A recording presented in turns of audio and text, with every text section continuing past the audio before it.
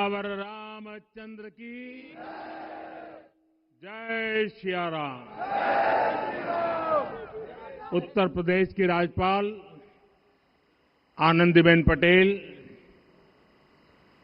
राष्ट्रीय स्वयंसेवक संघ के परम पूजनीय सरसंघ चालक डॉक्टर मोहन भागवत जी, उत्तर प्रदेश के मुख्यमंत्री योगी आदित्यनाथ जी, श्री राम जन्मभूमि तीर्थ क्षेत्र ट्रस्ट के अध्यक्ष पूज्य महंत नृत्य गोपाल दास जी,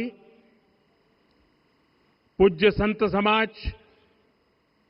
यहां पधारे सभी भक्तगण, देश और दुनिया से इस ऐतिहासिक पल के साक्षी बन रहे कोटि कोटि राम भक्त, देवी और सज्जनों, आज अयोध्या नगरी भारत की सांस्कृतिक चेतना के एक और उत्कर्ष बिंदु की साक्षी बन रही है। आज संपूर्ण भारत, संपूर्ण विश्व राममय है।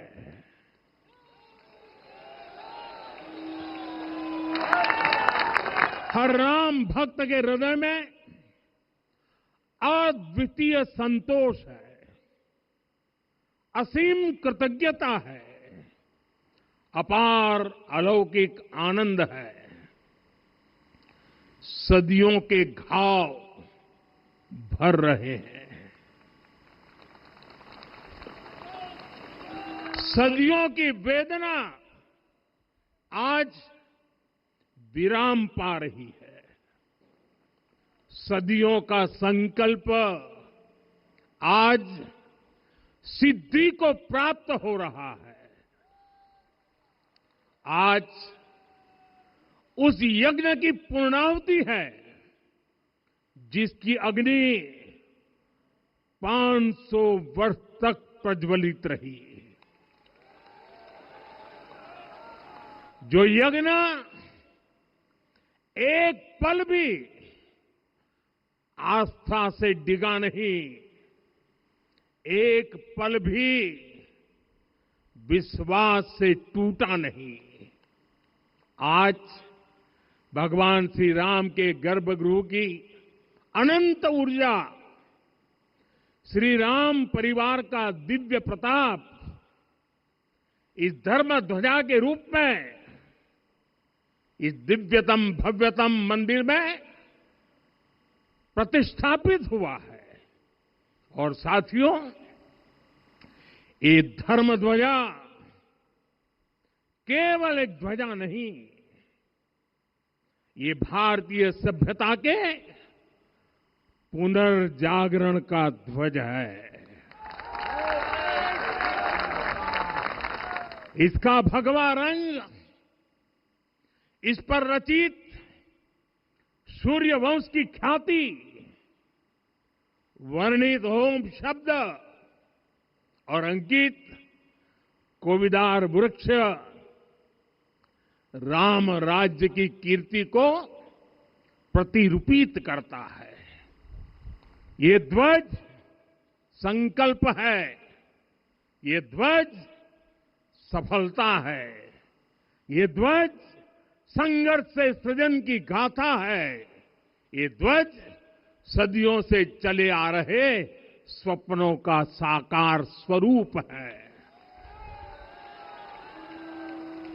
ये ध्वज संतों की साधना और समाज की सहभागिता की सार्थक परिणति है। साथियों, आने वाली सदियों और सहस्त्र शताब्दियों तक ये धर्म ध्वज प्रभु राम के आदर्शों और सिद्धांतों का उद्घोष करेगा। ये धर्म ध्वज आह्वान करेगा, सत्यमेव जयते नानृतम, यानी जीत सत्य की ही होती है, असत्य की नहीं। ये धर्म ध्वज उद्घोष करेगा, सत्यम एक पदम ब्रह्म सत्य धर्म प्रतिष्ठित, अर्थात सत्य ही ब्रह्म का स्वरूप है, सत्य में ही धर्म स्थापित है। ये धर्म ध्वज प्रेरणा बनेगा, प्राण जाए पर वचन न जाहिए, अर्थात जो कहा जाए वही किया जाए। ये धर्म ध्वज संदेश देगा, कर्म प्रधान विश्व रची राखा, अर्थात विश्व में कर्म और कर्तव्य की प्रधानता हो। ये धर्म ध्वज कामना करेगा, बैर न विग्रह आस न त्रासा, सुखमय ताही सदा सब आशा। यानी भेदभाव, पीड़ा, परेशानी से मुक्ति, समाज में शांति और सुख हो। ये धर्म ध्वज हमें संकल्पित करेगा, नहीं दरिद्र को दुखी न दीना, यानी हम ऐसा समाज बनाएं जहां गरीबी न हो, कोई दुखी या लाचार न हो। साथियों, हमारे ग्रंथों में कहा गया है, आरोपितम ध्वजम दृष्ट्वा, ये अभिनंदनित धार्मिकाः ते अपि सर्वे प्रमुच्यते महापातक कोटिभिः। यानी जो लोग किसी कारण मंदिर नहीं आ पाते और दूर से मंदिर के ध्वज को प्रणाम कर लेते हैं, उन्हें भी उतना ही पुण्य मिल जाता है। साथियों, ये धर्म ध्वज भी इस मंदिर के ध्येय का प्रतीक है। ये ध्वज दूर से ही रामलला की जन्मभूमि के दर्शन कराएगा और युगों युगों तक प्रभु श्री राम के आदेशों और प्रेरणाओं को मानव मात्र तक पहुंचाएगा। साथियों, मैं संपूर्ण विश्व के करोड़ों राम भक्तों को इस अविस्मरणीय क्षण की, इस अद्वितीय अवसर की हार्दिक शुभकामनाएं देता हूं। मैं आज उन सभी भक्तों को भी प्रणाम करता हूं, हर उस दानवीर का भी आभार व्यक्त करता हूं जिसने राम मंदिर निर्माण के लिए अपना सहयोग दिया। मैं राम मंदिर के निर्माण से जुड़े हर श्रमवीर, हर कारीगर, हर योजनाकार, हर वास्तुकार, सभी का अभिनंदन करता हूं। साथियों, अयोध्या वह भूमि है जहां आदर्श आचरण में बदलते हैं। यही वह नगरी है जहां श्री राम ने अपना जीवन पथ शुरू किया था। इसी अयोध्या ने संसार को बताया कि एक व्यक्ति कैसे समाज की शक्ति से, उसके संस्कारों से पुरुषोत्तम बनता है।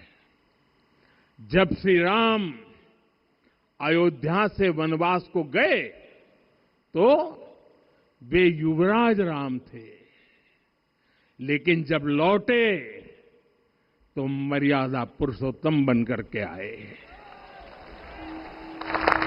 और उनके मर्यादा पुरुषोत्तम बनने में महर्षि वशिष्ठ का ज्ञान, महर्षि विश्वामित्र की दीक्षा, महर्षि अगस्त्य का मार्गदर्शन, निषाद राज की मित्रता,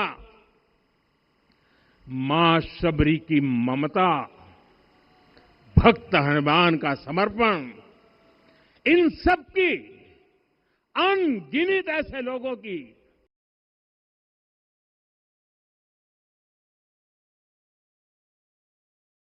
महत्वपूर्ण भूमिका रही है। साथियों, विकसित भारत बनाने के लिए भी समाज की इसी सामूहिक शक्ति की आवश्यकता है।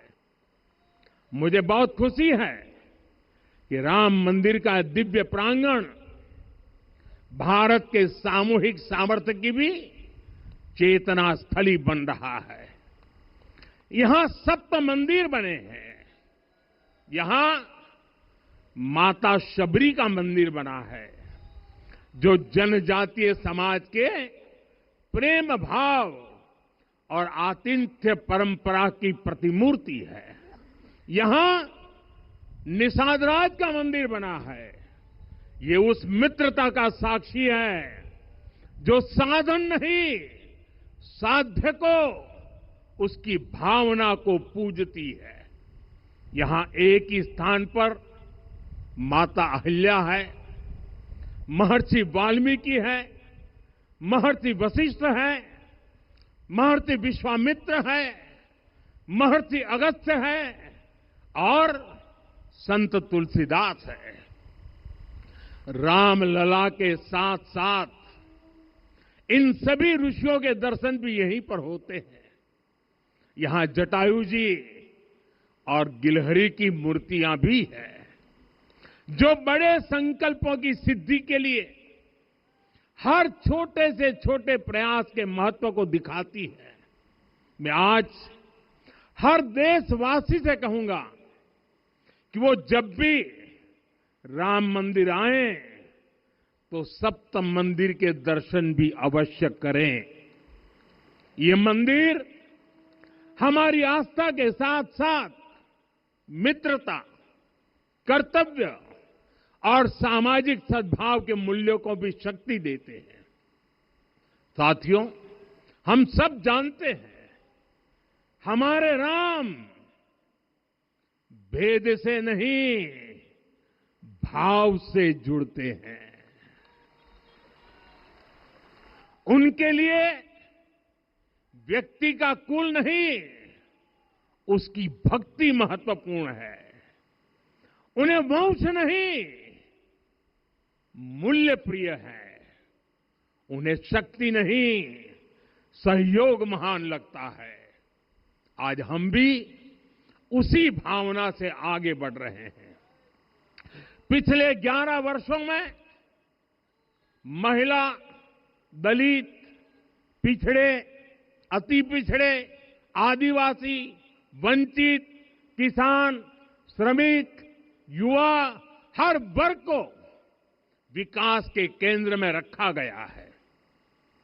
जब देश का हर व्यक्ति, हर वर्ग, हर क्षेत्र सशक्त होगा, तब संकल्प की सिद्धि में सबका प्रयास लगेगा और सबके प्रयास से ही 2047 जब देश आजादी के 100 साल मनाएगा, हमें 2047 तक विकसित भारत का निर्माण करना ही होगा। साथियों, रामलला की प्राण प्रतिष्ठा के ऐतिहासिक अवसर पर मैंने राम से राष्ट्र के संकल्प की चर्चा की थी। मैंने कहा था कि हमें आने वाले 1000 वर्षों के लिए भारत की नींव मजबूत करनी है। हमें याद रखना है, जो सिर्फ वर्तमान का सोचते हैं वो आने वाली पीढ़ियों के साथ अन्याय करते हैं। हमें वर्तमान के साथ साथ भावी पीढ़ियों के बारे में भी सोचना है, क्योंकि हम जब नहीं थे ये देश तब भी था, जब हम नहीं रहेंगे ये देश तब भी रहेगा।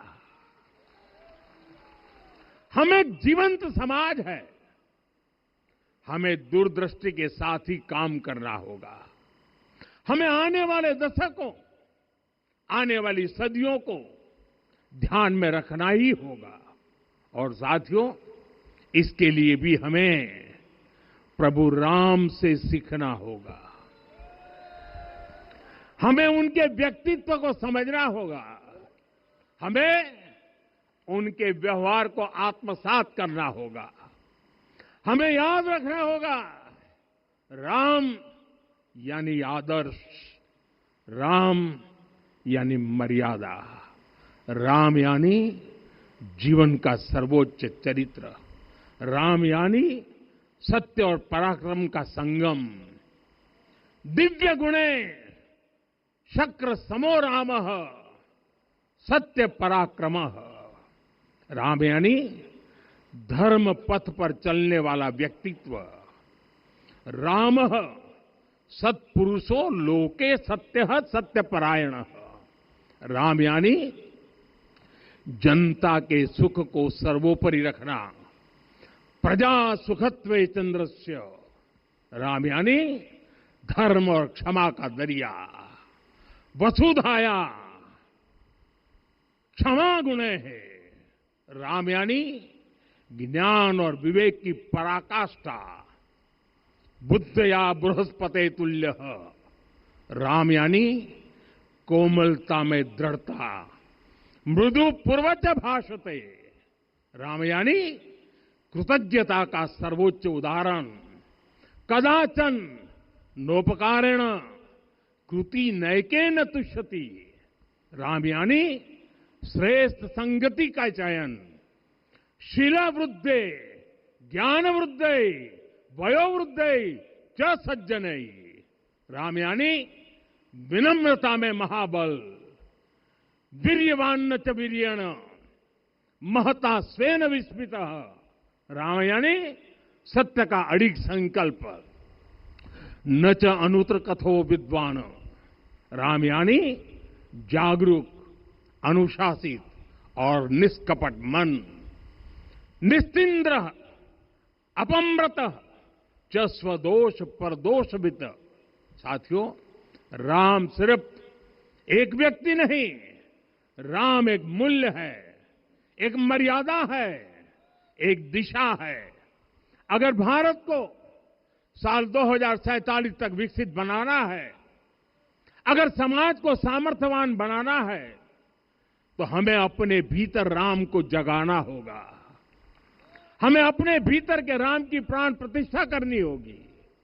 और इस संकल्प के लिए आज से बेहतर दिन और क्या हो सकता है। साथियों, 25 नवंबर का यह ऐतिहासिक दिन अपनी विरासत पर गर्व का एक और अद्भुत क्षण लेकर आया है। इसकी वजह है धर्म ध्वजा पर अंकित कोविदार वृक्ष। ये कोविदार वृक्ष इस बात का उदाहरण है कि जब हम अपनी जड़ों से कट जाते हैं तो हमारा वैभव इतिहास के पन्नों में दब जाता है। साथियों, जब भरत अपनी सेना के साथ चित्रकूट पहुंचे तो लक्ष्मण ने दूर से ही अयोध्या की सेना को पहचान लिया। ये कैसे हुआ, इसका वर्णन वाल्मीकि जी ने किया है। और वाल्मीकि जी ने क्या वर्णन किया है? उन्होंने कहा है, विराजित उद्गत स्कंधम कोविदार ध्वज रथे। लक्ष्मण कहते हैं, राम, सामने जो तेजस्वी प्रकाश में विशाल वृक्ष जैसा ध्वज दिखाई दे रहा है, वही अयोध्या की सेना का ध्वज है। उस पर कोविदार का शुभ चिन्ह अंकित है।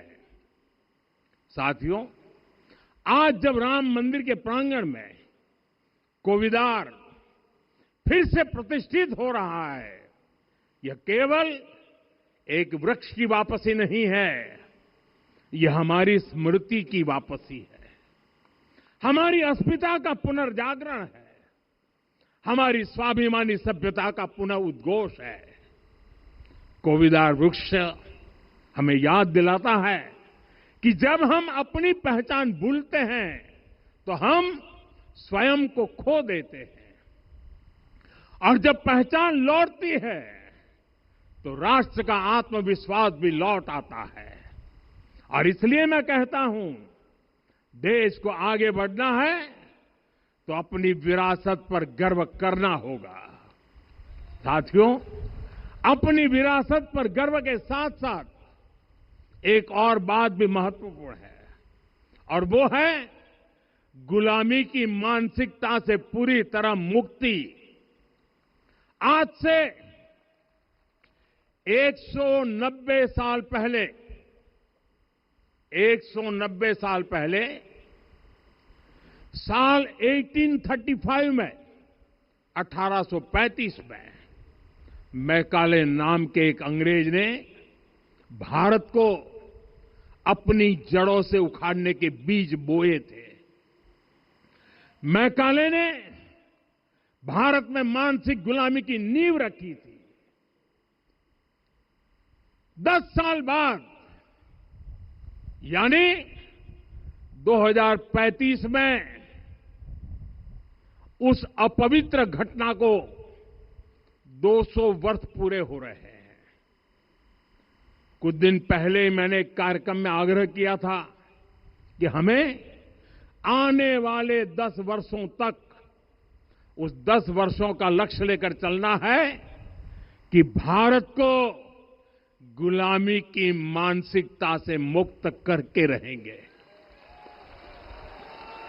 साथियों, सबसे बड़ा दुर्भाग्य यह है कि मैकाले ने जो कुछ सोचा था उसका प्रभाव कहीं व्यापक हुआ। हमें आजादी मिली, लेकिन हीन भावना से मुक्ति नहीं मिली। हमारे यहां एक विकार आ गया कि विदेश की हर चीज, हर व्यवस्था अच्छी है और जो हमारी अपनी चीजें हैं उनमें खोट ही खोट है। साथियों, गुलामी की यही मानसिकता है जिसने लगातार यह स्थापित किया। हमने विदेशों से लोकतंत्र लिया। कहा गया कि हमारा संविधान भी विदेश से प्रेरित है, जबकि सच ये है कि भारत लोकतंत्र की जननी है, मदर ऑफ डेमोक्रेसी है। लोकतंत्र हमारे डीएनए में है। साथियों, अगर आप तमिलनाडु जाएंगे तो तमिलनाडु के उत्तरी हिस्से में उत्तीर मेरूर गांव है। वहां हजारों वर्ष पहले का एक शिलालेख है। उसमें बताया गया है कि उस कालखंड में भी कैसे लोकतांत्रिक तरीके से शासन व्यवस्था चलती थी, लोग कैसे सरकार चुनते थे। लेकिन हमारे यहां तो मैग्ना कार्टा की प्रशंसा का ही चलन रहा। हमारे यहां भगवान बसवन्ना, उनके अनुभव मंटपा की जानकारी भी सीमित रखी गई। अनुभव मंटपा यानी जहां सामाजिक, धार्मिक और आर्थिक विषयों पर सार्वजनिक बहस होती थी, जहां सामूहिक सहमति से निर्णय लिए जाते थे। लेकिन गुलामी की मानसिकता के कारण इस भारत की कितनी ही पीढ़ियों को इस जानकारी से भी वंचित रखा गया। साथियों, हमारी व्यवस्था के हर कोने में गुलामी की इस मानसिकता ने डेरा डाला हुआ था। अब याद करिए, भारतीय नौसेना का ध्वज सदियों तक उस ध्वज पर ऐसे प्रतीक बने रहे जिनका हमारी सभ्यता, हमारी शक्ति, हमारी विरासत से कोई संबंध नहीं था। अब हमने नौसेना के ध्वज से गुलामी के हर प्रतीक को हटाया है। हमने छत्रपति शिवाजी महाराज की विरासत को स्थापित किया है। और ये सिर्फ एक डिजाइन में बदलाव नहीं हुआ, ये मानसिकता बदलने का क्षण था। ये वो घोषणा थी कि भारत अब अपनी शक्ति अपने प्रतीकों से परिभाषित करेगा, न कि किसी और की विरासत से। और साथियों, यही परिवर्तन आज अयोध्या में भी दिख रहा है। साथियों, ये गुलामी की मानसिकता ही है जिसने इतने वर्षों तक रामत्व को नकारा है। भगवान राम अपने आप में एक वैल्यू सिस्टम है। ओरछा के राजा राम से लेकर रामेश्वरम के भक्त राम तक और शबरी के प्रभु राम से लेकर मिथिला के पाहुन राम जी तक भारत के हर घर में, हर भारतीय के मन में और भारतवर्ष के हर कण कण में राम है। लेकिन गुलामी की मानसिकता इतनी हावी हो गई कि प्रभु राम को भी काल्पनिक घोषित किया जाने लगा। साथियों, अगर हम ठान लें अगले 10 साल में मानसिक गुलामी से पूरी तरह मुक्ति पा लेंगे और तब जाकर के ऐसी ज्वाला प्रज्वलित होगी, ऐसा आत्मविश्वास बढ़ेगा कि 2047 तक विकसित भारत का सपना पूरा होने से भारत को कोई रोक नहीं पाएगा।